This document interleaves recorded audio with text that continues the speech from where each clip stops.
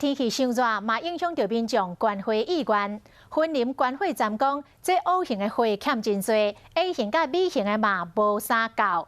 为着要鼓舞大家来观花，所以来办活动，只要来观花就送电风。活动的头一天的早起，就来30几个民众来观花。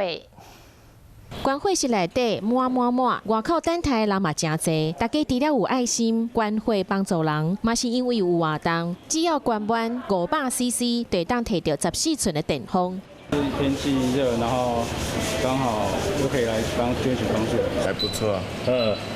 就是这外面天气很热，蛮适合的，对。中心这方面表示，可能就是因为天气足热，过去1个月观花量平均就是1800地，但是6月敢若只有1400地，所以才办活动送电风。目前是 O 型，比较希望大家踊跃捐血。那 AB 型目前库存是稍有比较多，所以我们是希望 A 型、O 型、B 型的民众踊跃来捐血。因为有限量100位，活动一开始第一天的透早就有30人观500cc 的花。观花中心表示，最近疫情无遐尼严重啊，出门的机会较侪。除了去各地佚佗，嘛希望大家会当出门观花。